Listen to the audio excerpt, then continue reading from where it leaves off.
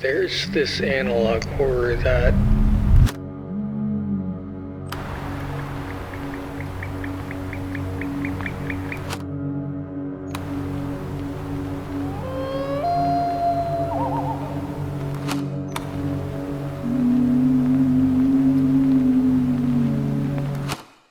is deeply disturbing.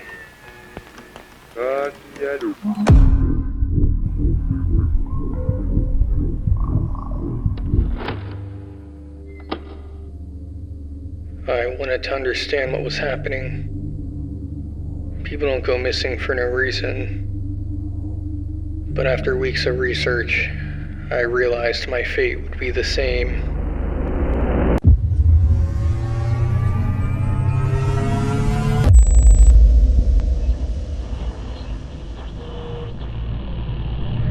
And now that you're watching this, would be the subject selected to produce the kind of behavior that you wish, the amount of time, the procedures that are utilized, and the motivations of the people who are designing, executing, and administering the procedures. You're asking whether an individual can be, under hypnosis, influenced, coerced, persuaded, shaped to perform an antisocial act, or a destructive act, or an act of violence. The answer would be yes.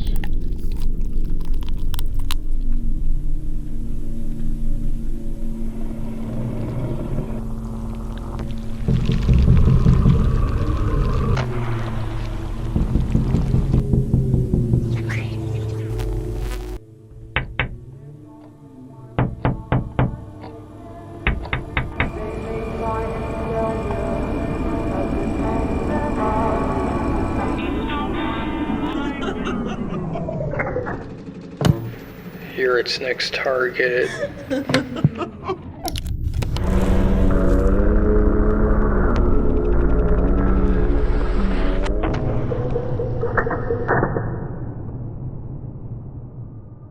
Tonight, we're going to be looking at 3 short stories from one of the most underrated creators in the community, Reddiamond. Now, these stories don't seem to be connected, but they are set within the same universe, featuring recurring characters and themes. For us, we're going to be staying in a town called Atazavik, located in Alaska, for the night. Once we arrive, though, we'll soon realize that something in this town just isn't right. Something is off here. It's our task to report what we find and try to make sense as to what exactly is influencing and corrupting each reality within this small town.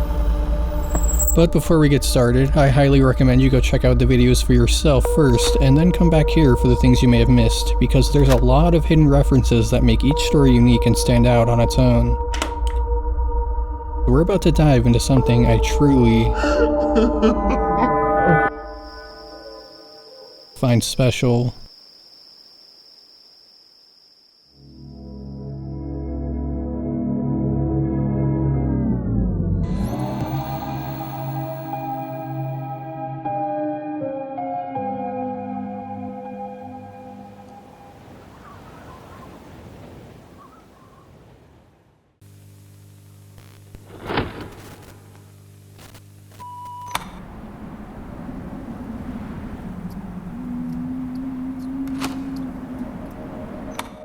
Ethan Esther is a famous photographer from Atazavik, Alaska.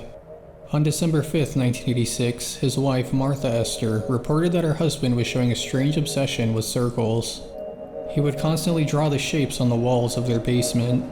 He would also refuse to eat, sleep, or talk to Martha. But Ethan wasn't the only one dealing with such obsession. Many citizens from Atazavik started to show the same obsession with circles around the same time. The government issued an emergency evacuation for Atazavik a day before this strange incident. All of Atazavik's citizens evacuated except for the obsessed ones. Martha returned to Atazavik days later, only to find out that her husband, along with the dozens of other people who decided to stay,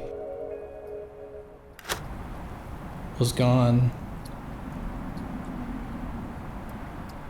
In the world of analog horror, fear often takes the form of distorted audio or exaggerated facial features. But in the circles, the terror is far more fundamental. It's a shape.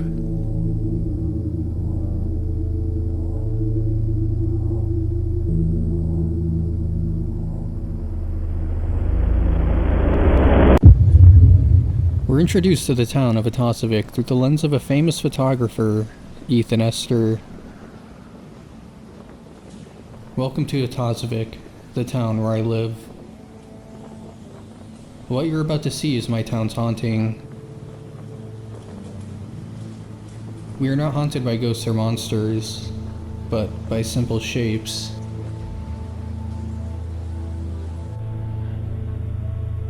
The circles.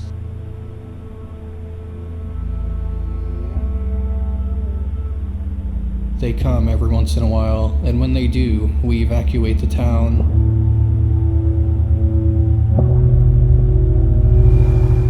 The people who decide to stay are never seen again.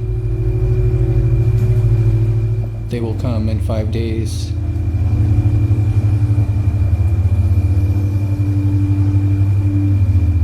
I'll stay here. Interesting. An event so predictable that evacuations are routine. But then, why would anyone choose to stay? What is Ethan waiting for? We cut to the Esther's house on the day of arrival. There's a note. Ethan, this is going too far. I no longer feel comfortable around you. You haven't spoken to me or left the basement for days now. By the time you read this, I'll be far away. Please seek help.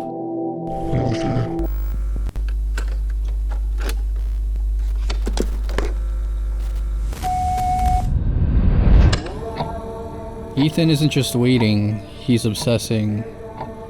It's strange though. The house is in pristine condition.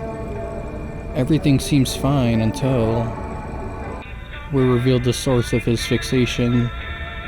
Circles are drawn on the walls.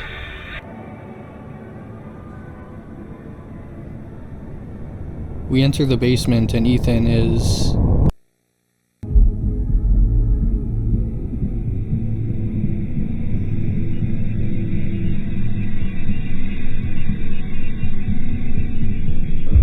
preparing.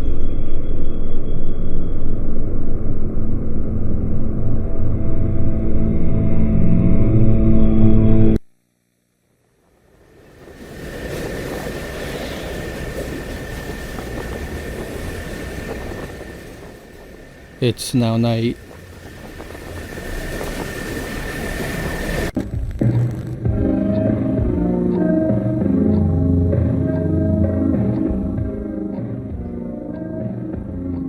Channel 5 does their daily sign-off, but interestingly, there's something else that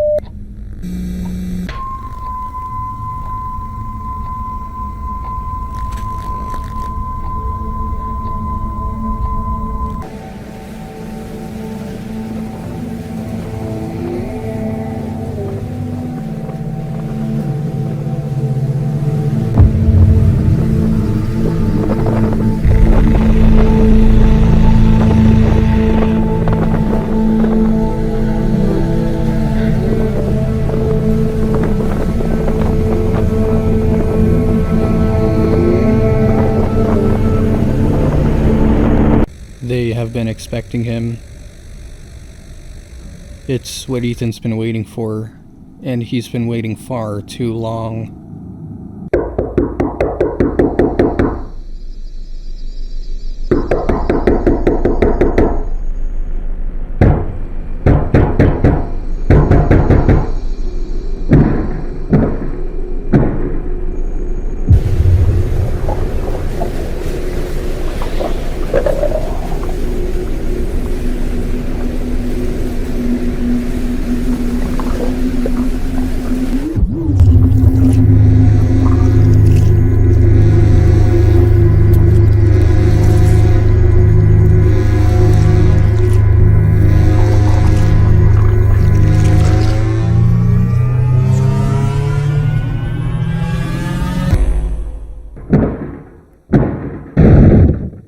The barrier is breached, and reality as we know it changes.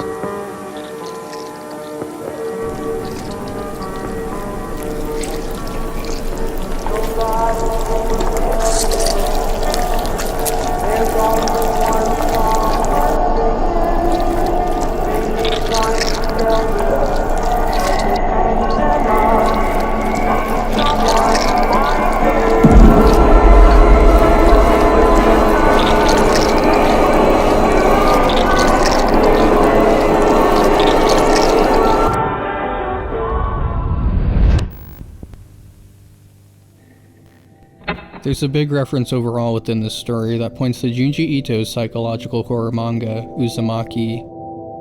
In this, a seaside town is slowly becoming consumed by a supernatural spiral curse.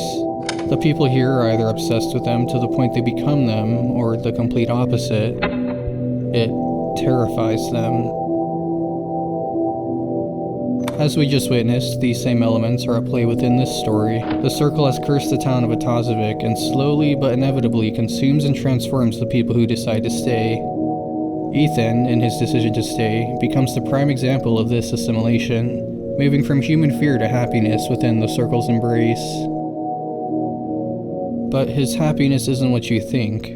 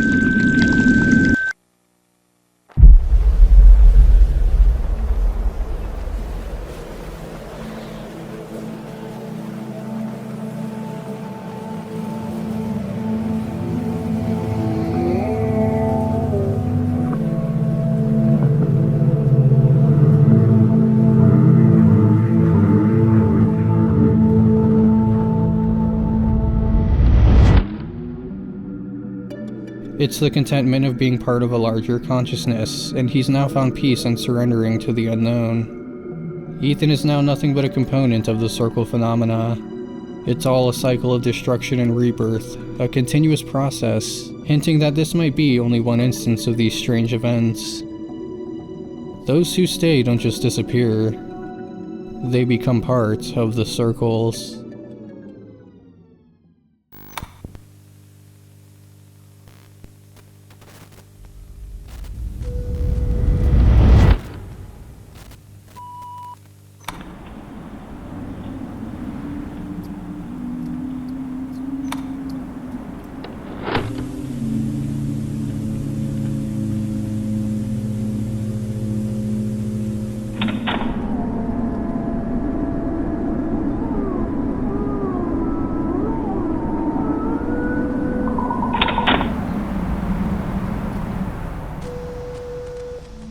In The Starving Five, we start off with an old-style film projector showcasing different elements of folklore. There's subtitles during this segment that give us an idea as to what we're looking at. An exiled spirit, rejected from the domains of the afterlife. The earth repudiates its flesh, preventing it from rotting. Damned with an endless hunger, a mouth that can't eat and a throat that can't swallow. It takes shame on its grotesque form, using every aspect of its unnatural physicality to lure and capture prey. Its objective: to bring upon the decay of men's flesh and ego.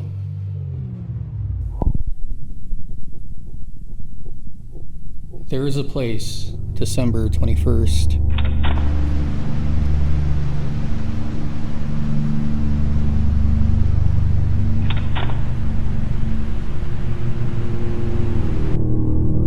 Of unforgiving cold.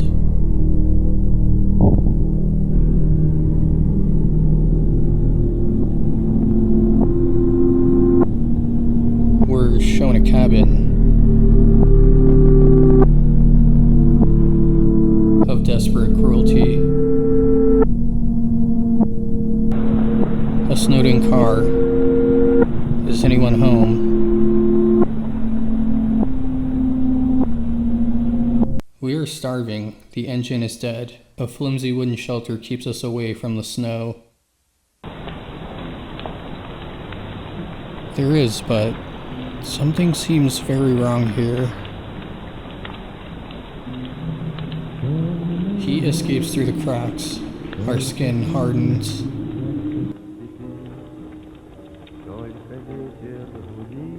Animals sing and hiss, but nothing is seen. We are starving.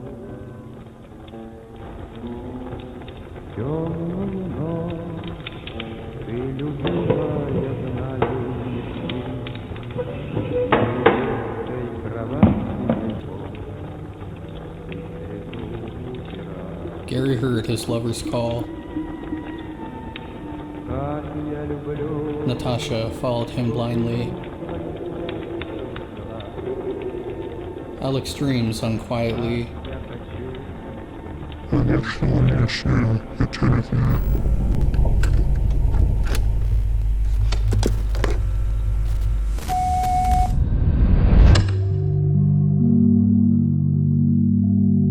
This cabin is cursed, and that creature we saw in the beginning inhabits this space.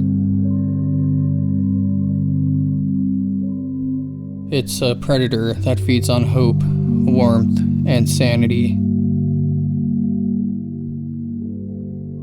These 4 people are trapped here, and the 5th is slowly breaking them down both physically and mentally. But how was it doing this, and why had these 4 ended up in a place like this?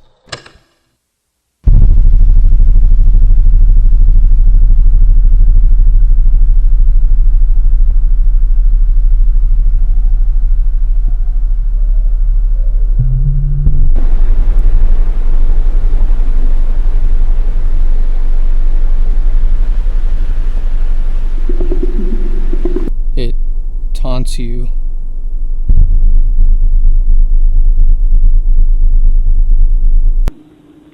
Do you choose to follow?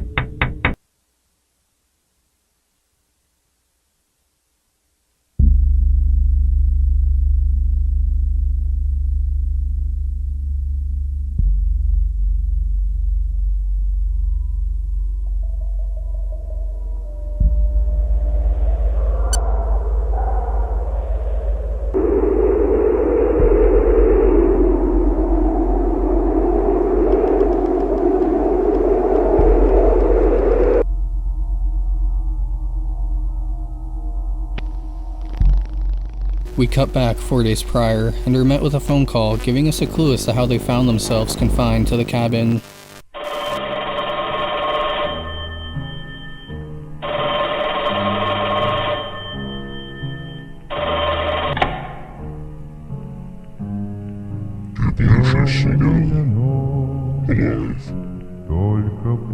Alex.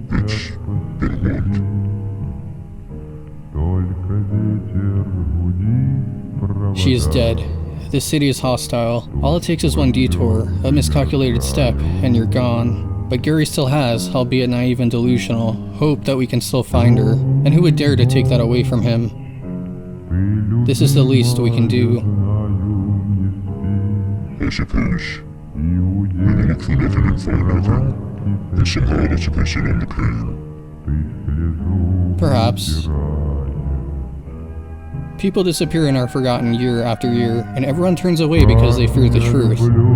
Perhaps the mere attempt, even if redundant, to find the truth can take us away from this melancholy. Tomorrow, we will leave in the morning.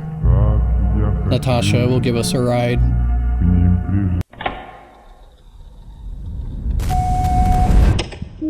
Interesting. Gary's lover went missing a month before this phone call.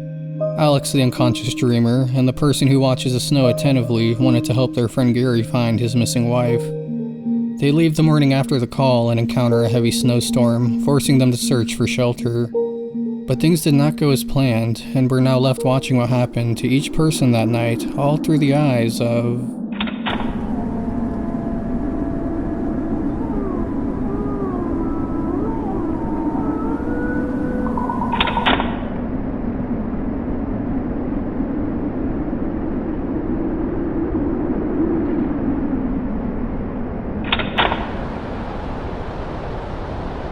Dimitri. He chose to follow and...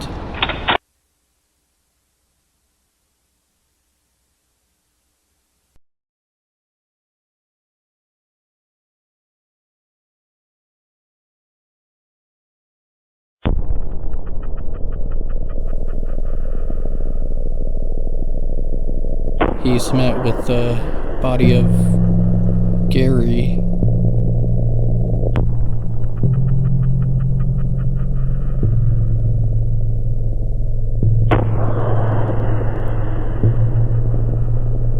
Natasha.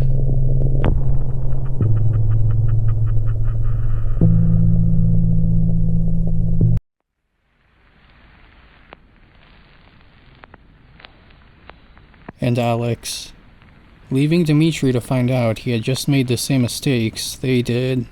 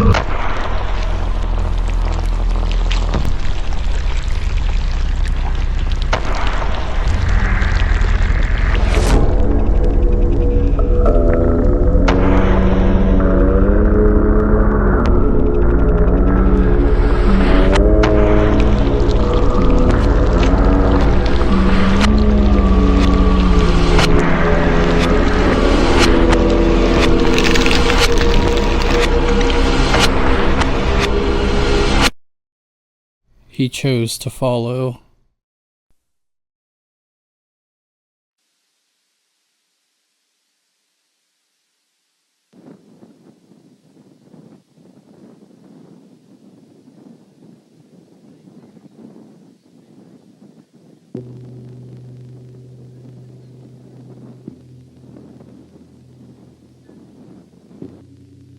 It's the morning after.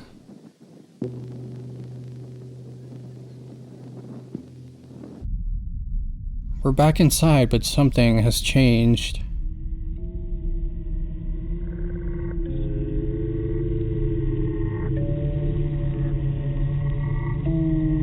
Dimitri has lost his eyes and is now stuck.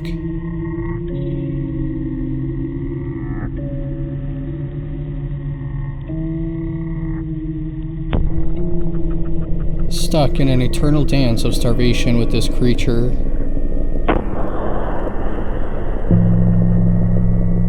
Days, weeks, months go by and nothing changes. As his eyes close, we now know his soul has been claimed and is a part of the Starving Five. But why does it do this? Well, from the beginning the answer was right in front of us. The entity was rejected by the afterlife and damned to an eternity of suffering. Its only satisfaction comes from dragging the living down into its same miserable state. It's an active recruitment, and it now has 4 new voices.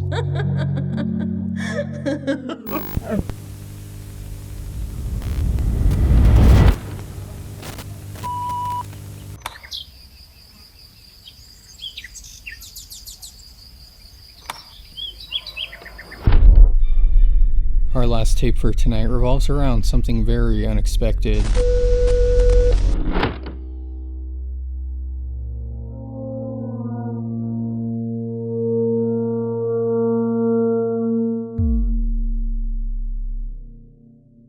It's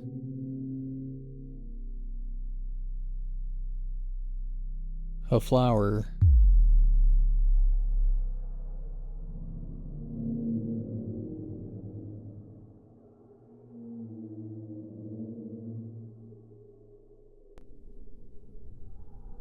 A flower capable of complete subjugation.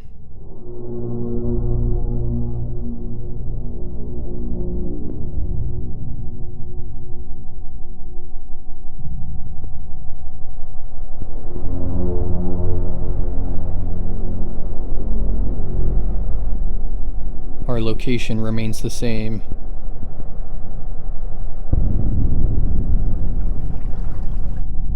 Interestingly, Alan Dole's Science of Spying from 1965 on MK Ultra plays in the background. Intelligence is nothing really other than information and knowledge. But why? For the days of Socrates, by various methods, and even before that, mankind has been seeking knowledge of everything that influences his own life or the life of the nation to which he belongs. But the idea that it is another reference from the Japanese horror film Cure, where a detective is tracking a series of identical murders committed under the same strange circumstances. There are times when the United States government feels that the developments in another government, such as in the Vietnam situation, is of a nature to imperil the safety and the security and peace of the world, and ask the Central Intelligence Agency to be its agent in that particular situation. Mr. Dawes, I know you've heard this many times. There are people who say that we, with regard to the CIA, are waging a secret war with an invisible government. We are obviously engaged. Something seems wrong about this. I don't think these are your ordinary pests.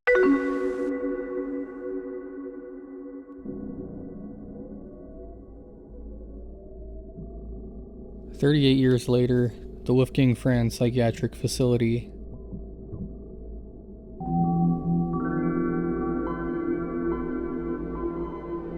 We're inside the facility on one of the computers.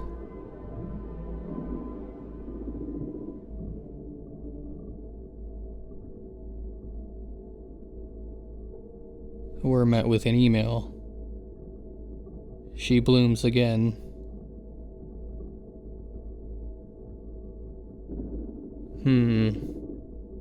A wasp nest unraveled, huh? Our curiosity gets the best of us, and we click the link.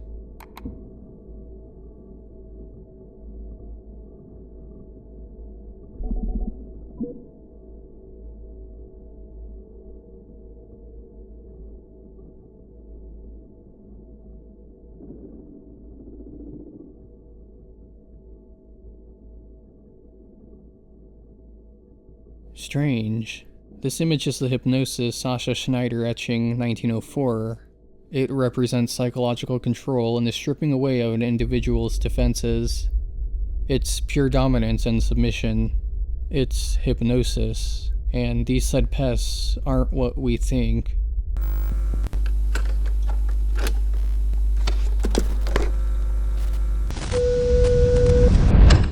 On April 7th, 1961, the Wasp Nest program was created. It was a clandestine human experimentation program designed by Dr. Victor Wolfgang Franz and his students to discover avenues to behavior modification and advanced hypnosis techniques. With the discovery of Menticiphora fascinata, Franz became interested in the flower's ability to condition individuals to perform actions against their will under amnesia. His research on altered consciousness took place over 12 years. The flower makes individuals act against their will under amnesia that it produces. Franz was trying to alter the human consciousness and seemingly tried to do so for 12 years. But what happened exactly and what were the outcomes?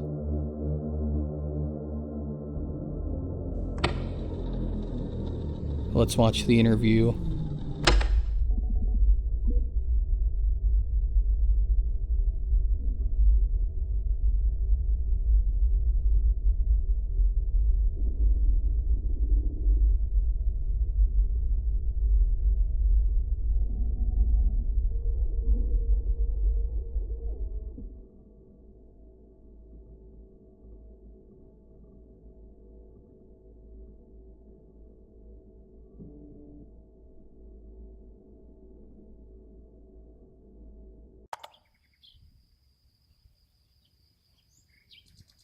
Such things get around, here and there, but as I take it, the technique is being used in the 49th, so I've heard.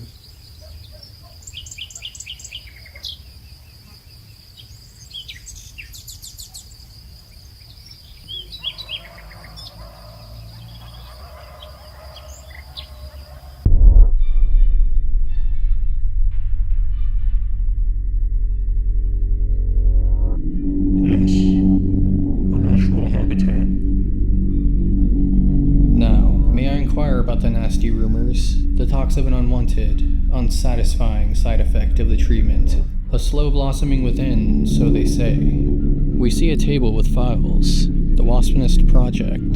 The agency still has grave doubts, but in some of the preliminary trials, wasps suffer a small amount of tissue mutation. The growth of such a mutation over time and exposure is uncertain. We cut to another shot of the table where we see a copy of the Metamorphosis by Franz Kafka in 1915. They say it were like petals growing within, small petals sprawling from within. This book is about a salesman who wakes up to find himself transformed into a bug. I see a pattern starting to form here.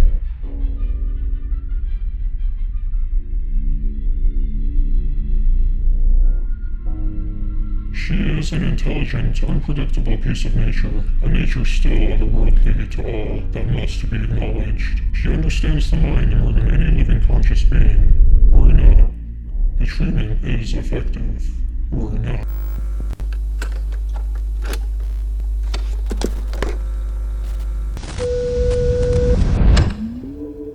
So there's a secret human experimentation project called the Waspinest Program, which began in Alaska in 1961. It was created and led by Dr. Victor Wolfgang Franz with the goal of developing advanced techniques for behavior modification and mind control. The program's test subjects are referred to as wasps, but it's made clear that these are actually people. But how and why exactly was he doing this?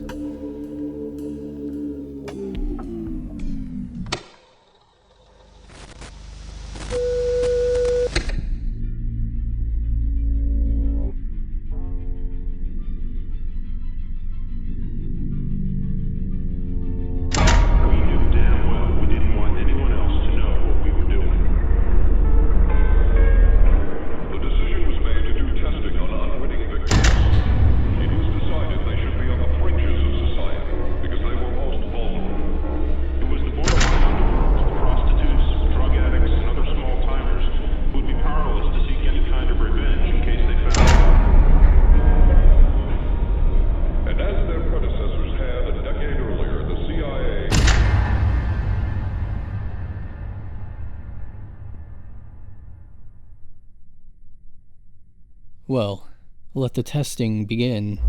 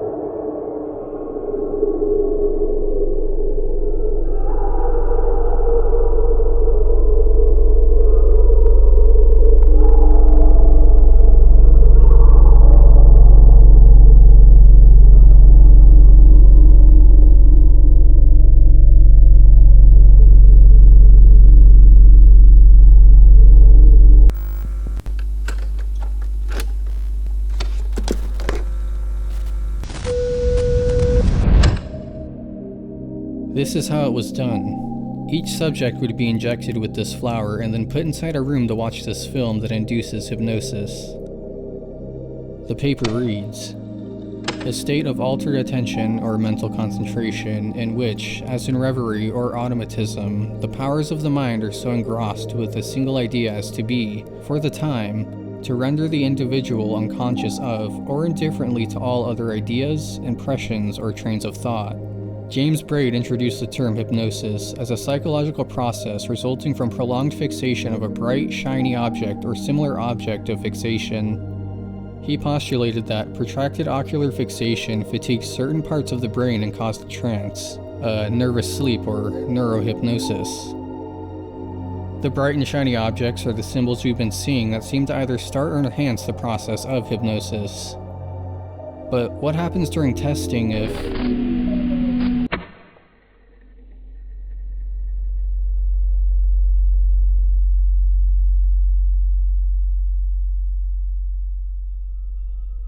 something goes wrong?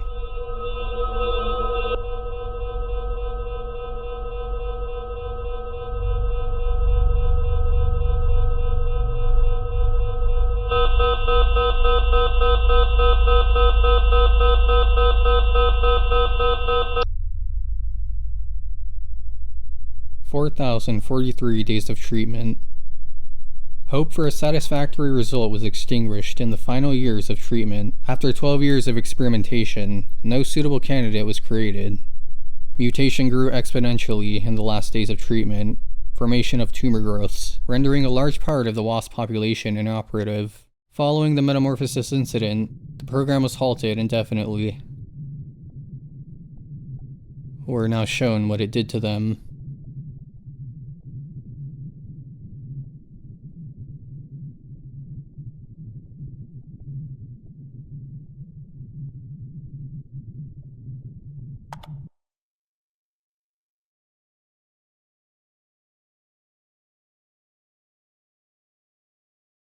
Some are unidentifiable, most likely due to how horrific their outcomes were. But from here we can see what the flower and screening did to people.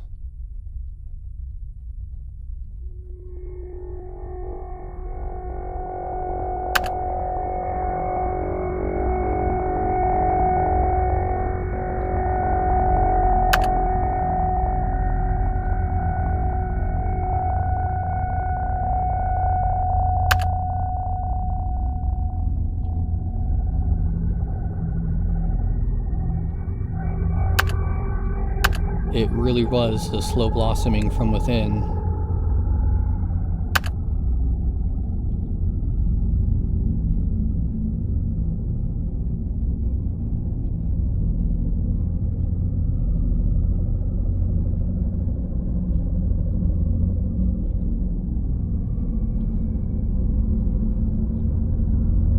But just when you think you've seen enough, though, it's only just begun.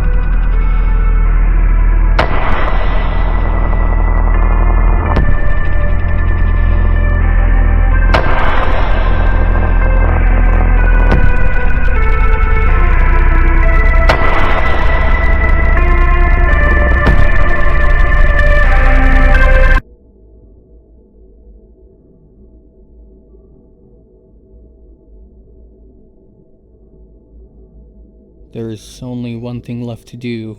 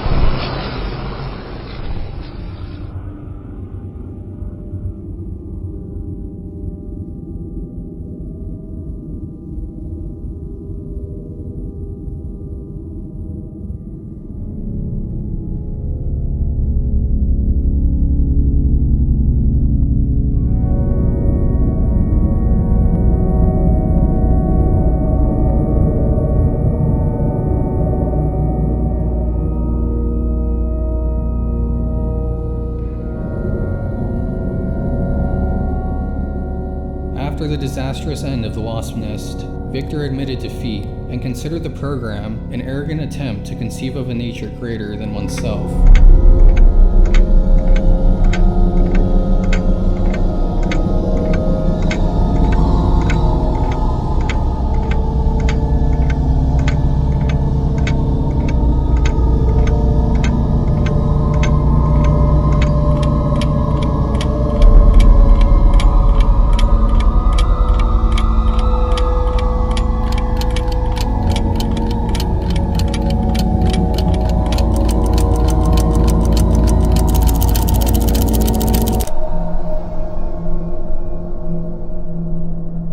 We were the test subjects all along. By interacting with the website and watching the hypnotic film, we were positioned as a potential candidate for the resurrected Wasp Nest program. The website is a recruitment and indoctrination tool, and we were its newest subject. Now, a moment of silence.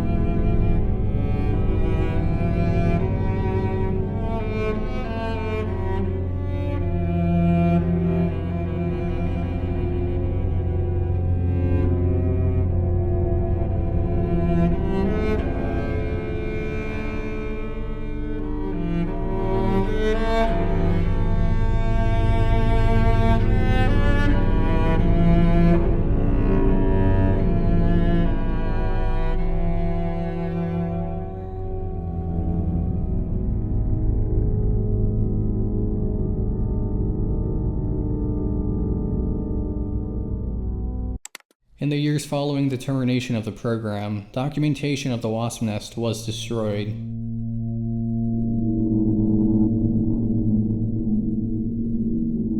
Qualifications would be the subject selected to produce the kind of behavior that you wish, the amount of time, the procedures that are utilized, and the motivations of the people who are designing, executing, and administering the procedures. You're asking whether an individual can be, under hypnosis, influenced, coerced, persuaded, shaped to perform an antisocial act, or a destructive act, or an act of violence. My answer would be yes.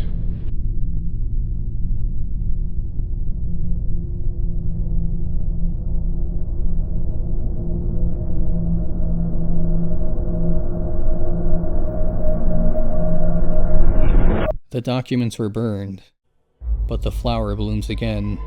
In the end, though, Victor's arrogant attempt to control the human mind only proved its nature that will inevitably consume us when we try to play God.